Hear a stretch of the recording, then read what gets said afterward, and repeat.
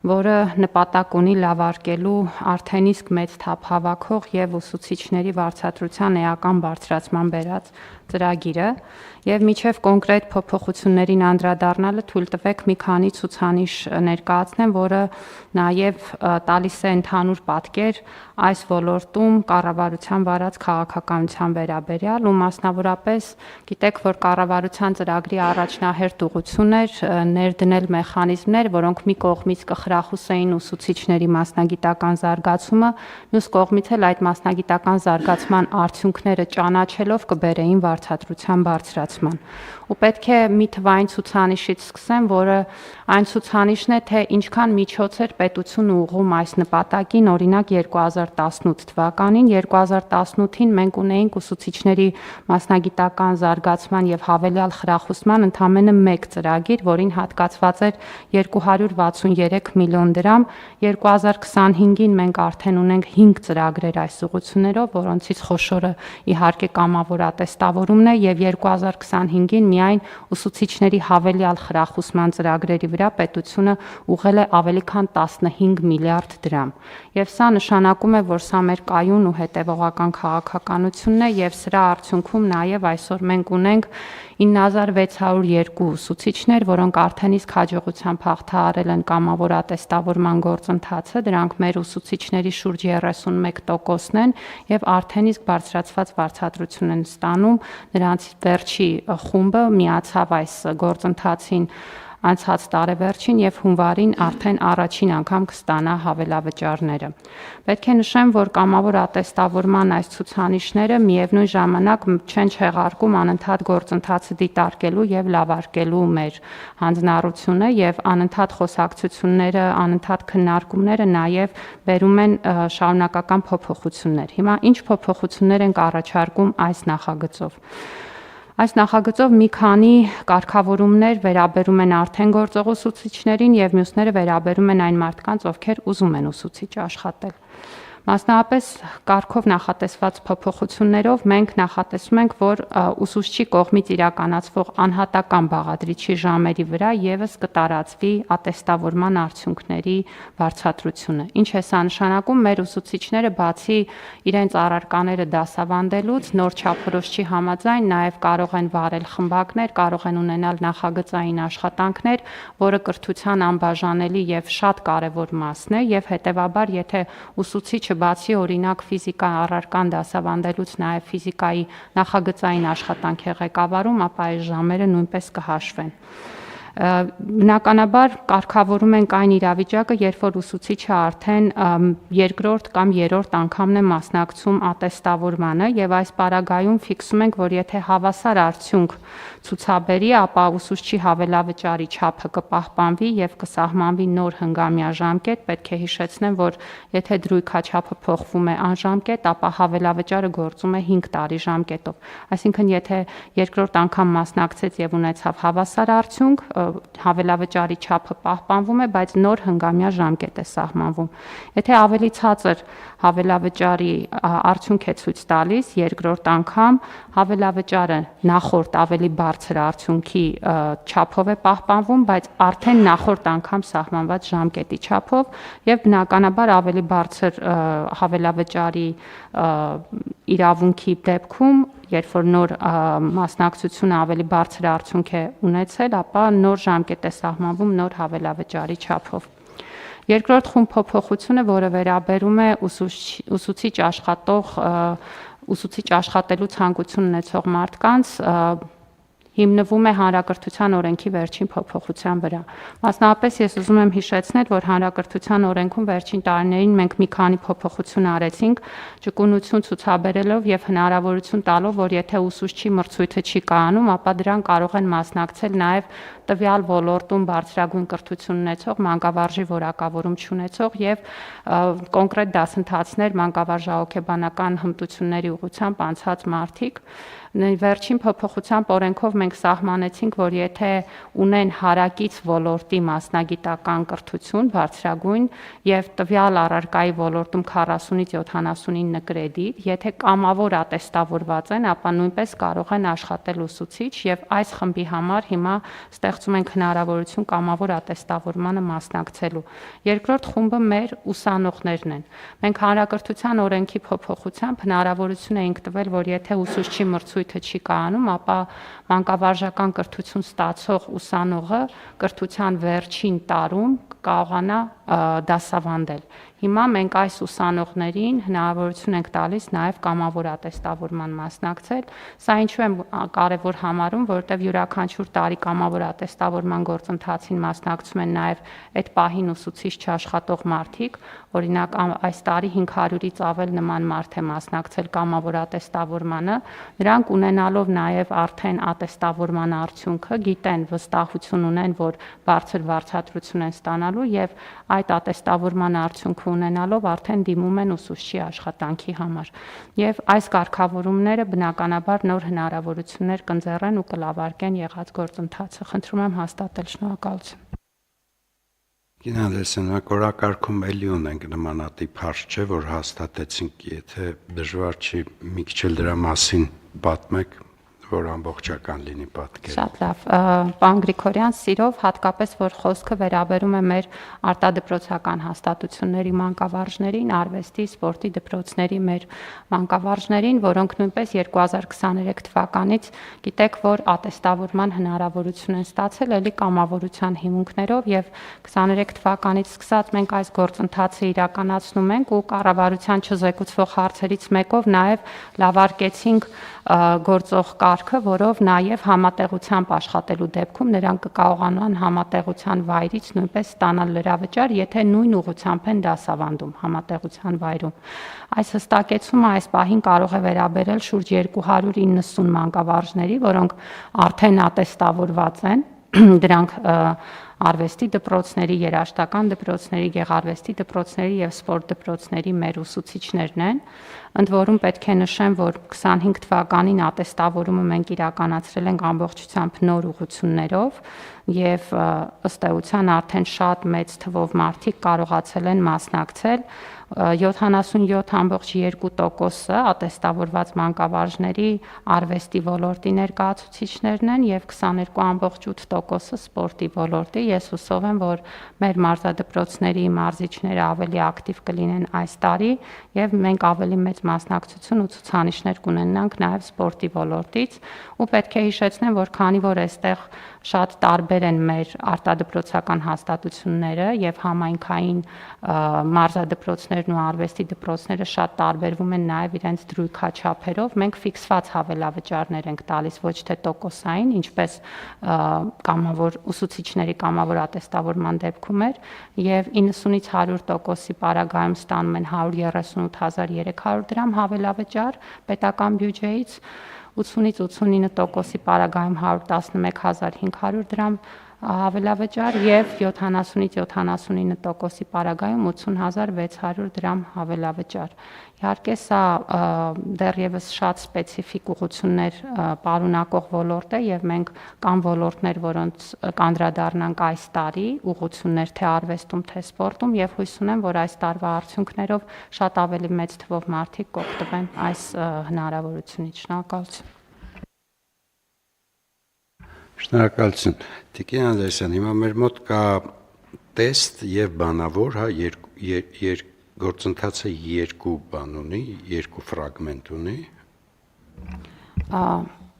Պարոն Գրիգորյան, կամավոր ատեստավորումը բացառապես թեստ է ենթադրում, ընդ որում 24 թվականից ամբողջությամբ էլեկտրոնային եղանակով ենք իրականացնում, այսինքն ուսուցիչը նստում է համակարգչի դիմաց, հենց այդ պահին սեղմում է, ձևավորվում է իր համար թեստը, որը տարբերվում է իր կողքը նստած ուսուցչի թեստից, առաջադրանքները նույնն են, բայց հերթականությունը տարբեր է եւ այդ իմաստով յուրաքանչյուրի թեստը ունիկալ է եւ լրացնում է էլեկտրոնային համակարգում, ավարտում եւ միանգամից տեսնում նաեւ արդյունքը։ Սա էապես հեշտացրել է եւ նրանց համար էլ պարզ է դարձրել գործընթացը, ինչ վերաբերում է այլ հմտություններին, որտեղ թեստով մենք ստուգում ենք առարկայի իմացությունը։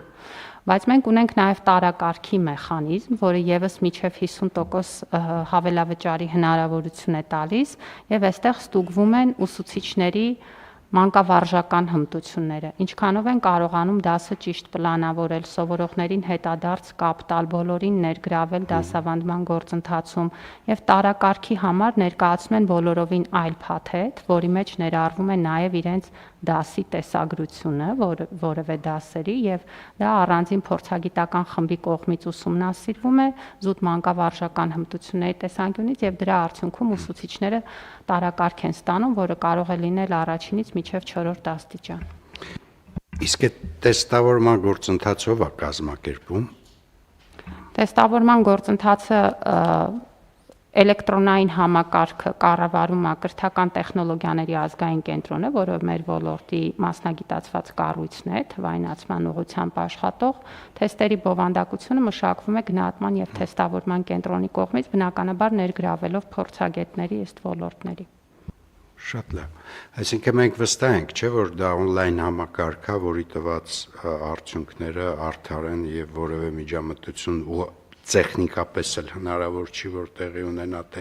տեստավորման գործընթացը։ Համակարգում ամեն ինչ գրանցվում է, պարոն Գրիգորյան, եւ այդտեղ հնարավոր չի մենք առաջին անգամ, երբ որ էլեկտրոնային համակարգով արեցինք 24 թվականին, ունեցել էինք դեպք, երբ որ մի ուսուցիչ փորձել էր այլ ուսուցչի փոխարեն լրացնել, ամուսիններ էին եւ երկուսն էլ գրանցվել էին ատեստավորման։ Կինը ամուսնու համար, թե ամուսինը կնոջ համար։ Կինը ամուսնու համար։ Եվ այդ դեպքը բնականաբար բացահայտվեց, համակարգի հանդեպ մենք շատ ուշադիր ենք եւ թվային համակարգը որևէ խնդիր չի կարող առաջացնել։ Այս տարի 7200-ից ավել մարդ է մասնակցել եւ դա բավական մեծ թիվ է, որպեսզի մենք վստահ լինենք, որ դա ոչ թե ուղղակի փորձարկված է, այլ գործող համակարգ է ու եթե որևէ խնդիր լիներ, ապա պարզ կդառնար։ Շատ լավ։ Դուք հետևում եք, չէ՞, այդ մասին տիկինը։ Շատ ուշադիր։ Ես իմ կարծիքով մենք նախարարությունը որ քննարկում էինք ձեզ մոտ այս վերջի հանդիպման ժամանակ, իմ կարծիքով այդ ամենաբարձր բալ ստացող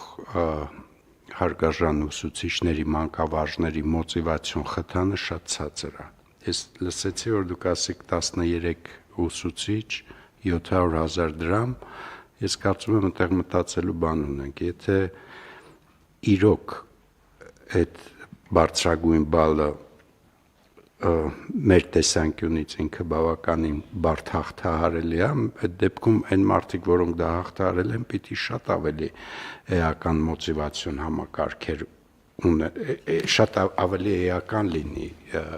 այդ արդյունքի դիմաց փոխհատուցումը։ Դա նախ ամբողջ համակարգի մոտիվացիան կփոխի։ Եվ երկրորդը այնուամենայնիվ դա մարդիկ են,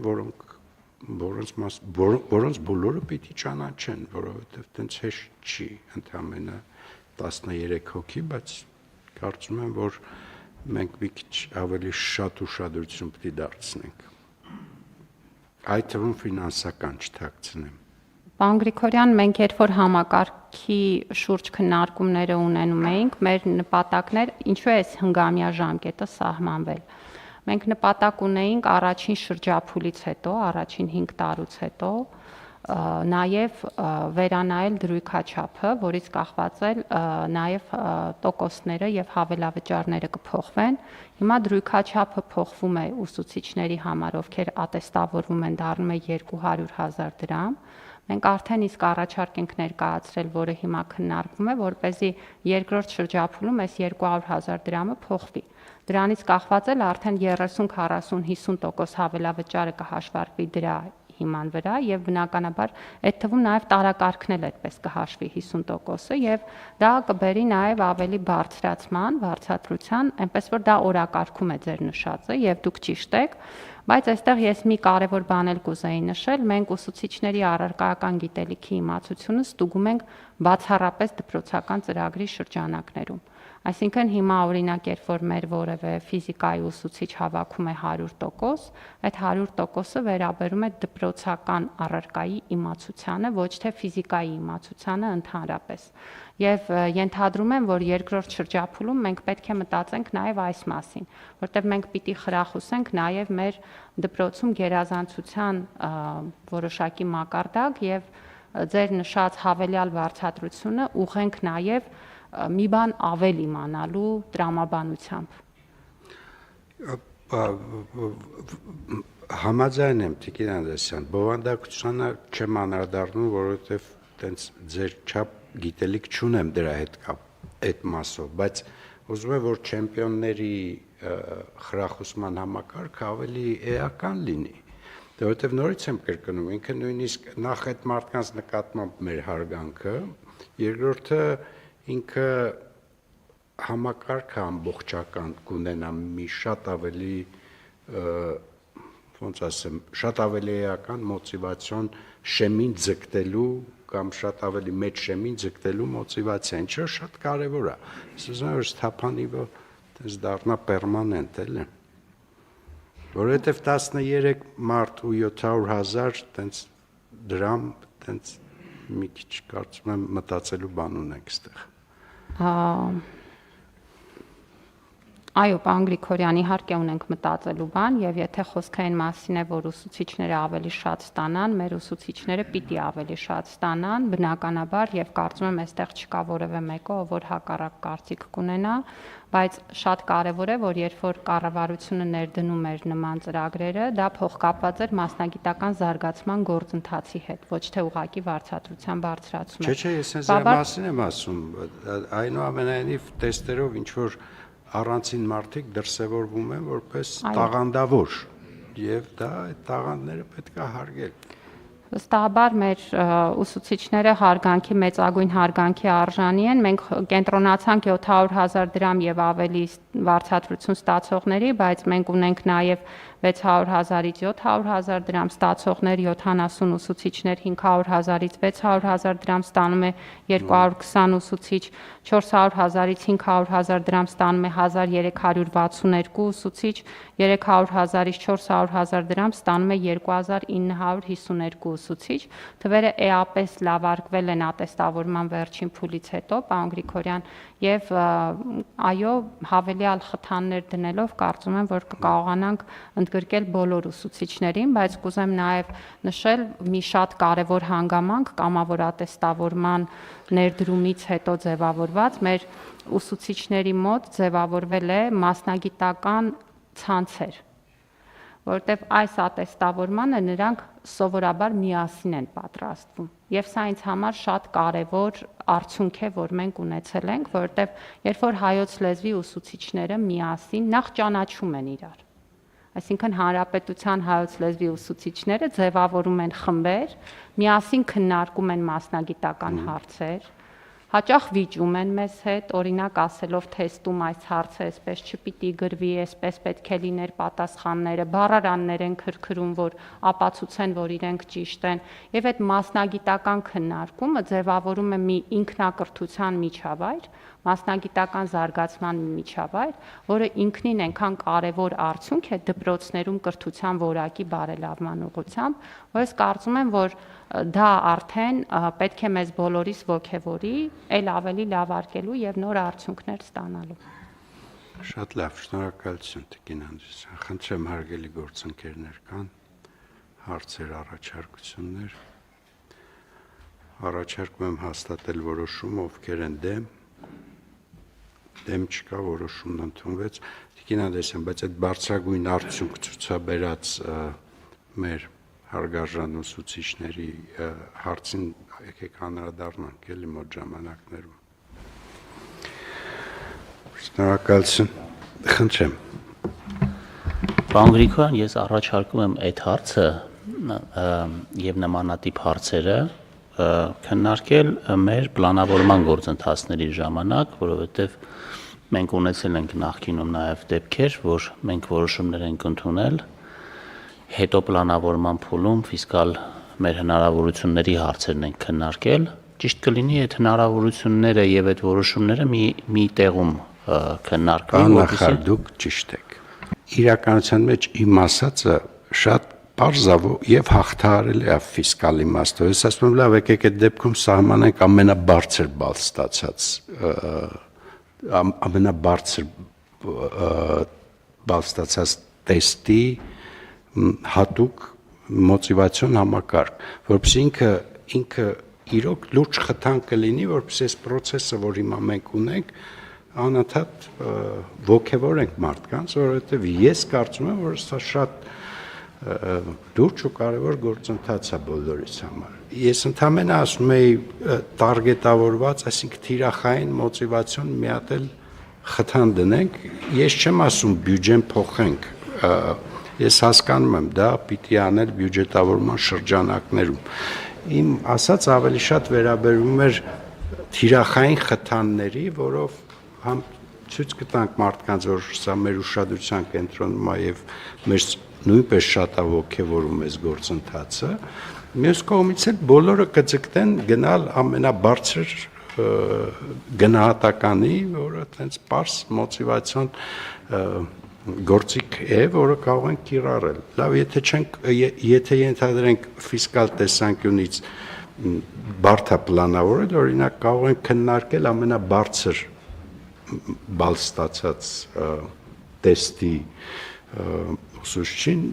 հավելյալ խրախուսել ինչ որ ձևով, որը որ նախարարը կառաջարկի։ Պարոն Գրիգորյան, մենք այդպիսի խրախուսման գործիքներ նույնպես ունենք, կարող ենք քննարկել այդ երկու ուղղակի գաղափարները միմյանց համադրելու, որտեղ մենք ունենք տարվա լավագույն տարբեր անվանակարգերով ուսուցիչների ճանաչման գործընթաց, այդտեղ իհարկե տարբեր բաներ ենք հաշվի առնում, հատկապես նոր չափորոշչի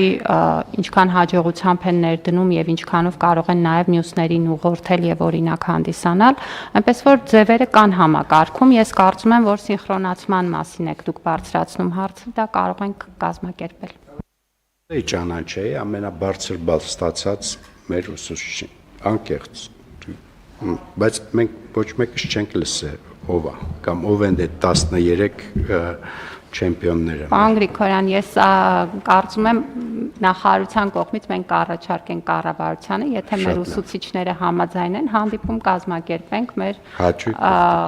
ամենաբարձր արդյունքներ ցուցաբերած եւ այժմ այս սանդղակում հայտնված ուսուցիչների հետ նաեւ մարդկանց ճանաչելու։ Շատ շնորհակալություն։ Դա էլ է տարբերակ։ Շնորհակալություն, հաջորդ հարցը հարց համար 27 Պարոն Սիմոնյան, համեցեք։ Շնորհակալություն, հարգարժան պարոն Գրիգորյան, հարգելի գործընկերներ, ներկայացված որոշման նախագծով առաջարկվում է կառավարությանը հավանություն տալ Հայաստանի Հանրապետության կառավարության եւ